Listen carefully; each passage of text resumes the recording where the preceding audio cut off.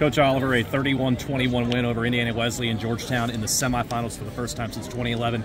You and I were just talking a moment ago about how good both of these defenses are, and we saw that for so much of the first half. We'll talk about the last 2:30 of the second quarter in just a moment, but just your thoughts overall on the way both these teams played defense here today. Yeah, I mean, just two really physical teams get it done in a little bit different ways, and you know, our defense was just phenomenal today. And you know, and there's mistakes and there's things you want to do, but when we played just lights out in the first half, especially, and you know, for us to be in a spot where we gave up 0 points in the first quarter when our offense really wasn't moving the ball a whole lot, I mean, that was just huge. I thought our defense, you know, really showed up.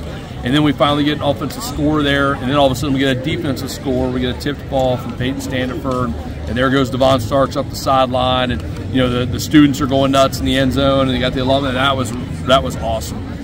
You know, and then to set up that third touchdown in the first half and go in up 21-0. We knew they weren't going to be finished at that point. This is a team that was down 3 scores to Marion and came back and beat them.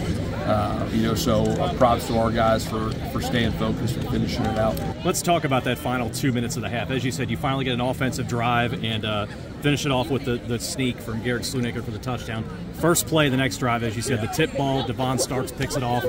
You score there. Next drive, the forced fumble by Colton Cornish. You're down at the 11. You score again. Just as a head coach, what does that do for you and your team emotionally, given how hard it had been to score and move the ball all first half long, and then all of a sudden in 2 minutes and 18 seconds you have 21 points on the board? That was huge. I mean, you just can't say it enough. And you know, for our guys to handle adversity and to stay in there and play great team football. And I mean, I think our defense, no one was hanging their head because the offense didn't score in the first quarter or anything like that. And it takes great team football. We're in the final 8 now, you know, final 4, but you're in the final 8.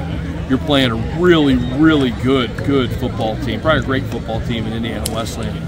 And we knew it was going to be tough. It wasn't going to be easy, and you know, to get that type of momentum going into half was a huge boost.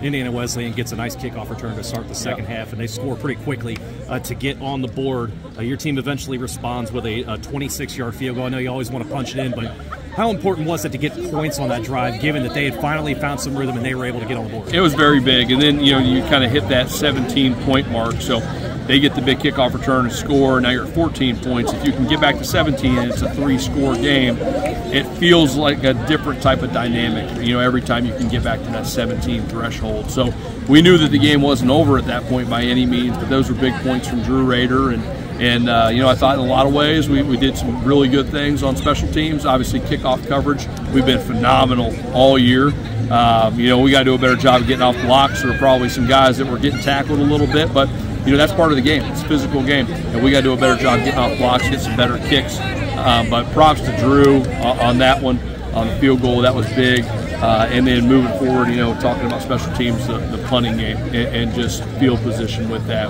was huge. I thought our punt team, punt return, did a great job. You cover the next kickoff well after the field goal, and immediately Devon Starks, another pick six off the left side. What did you see on that play? And how much did that shift momentum and keep momentum on your side, knowing that they had built some momentum moving the ball themselves? Yeah, honestly, I didn't see much because I was back just coming off the bench from talking to the offense and talking to the quarterbacks, and I turned around and it looked like Devon just jumped in front of some type of flat route. So what I did see was the students in that end zone going nuts down there. That was awesome. I mean, that was awesome. But you know, great play getting underneath that route by Devon. So you wind up finishing the day off, and we can talk about Darius, 132 yards, just grinding type of game for him. But the defense in general to score 21 points off of those 3 turnovers. Talk to us about not only the execution on your defense here today, the plan from your staff, but to get those points off those turnovers. Well, I mean, it's just you can't understate or overstate, excuse me, how important those situations were in turning this game. It ends up being a 10-point game. One of those scores we gave up was on special teams. I just think our defense played outstanding. And yeah, it starts with the coaching staff, and all of our coaches are going to tip their hat to our players, because you can put together a great plan. It takes players to go out and do it. But that being said, our defensive staff put together a great plan. Really, you know, put in the time this week and you know, studied a heck of a lot of video on both sides of the ball when you get to the playoffs right here. And thought we had a great plan to really keep their quarterback off balance. We had a lot of respect for their quarterback. He's got a lot of reps under his belt. He knows how to attack defenses, so we wanted to give him some different looks today. I thought we had a great plan, but our guys have to go out and execute it, and they did. You alluded to it a couple of times here in our chat, the crowd in this game. To have all those alums back in the end zone behind us, they were going nuts all game. How important was that for you and for your guys to feed off of in a game like this? It was really important, and I think you come out for pregame warm-up, and even when we're getting back from team breakfast this morning, we've got some of our alums out there tailgating. Music was going. You could feel a different energy from last week. I think Thanksgiving week is a challenging week to host a playoff game. This was much more energetic from that standpoint. So we're so appreciative of our alums. Coach Cronin took the bull by the horns on that.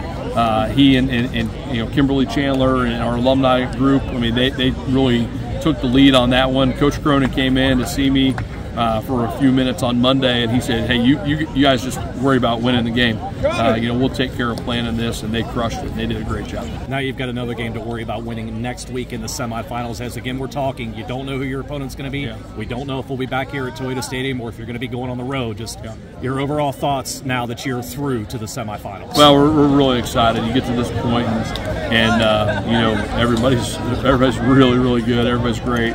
And you're one win away from being able to have the opportunity to play for it all. But we're going to have a big test on our hands next week wherever we go, whether it's home or away, and we're going to play a great football team. And we're excited to be in this position, which is the first time since 2011 in our program. I'm just really proud of how our guys have prepared and bought in, and we're excited about the opportunity to go do it again next week.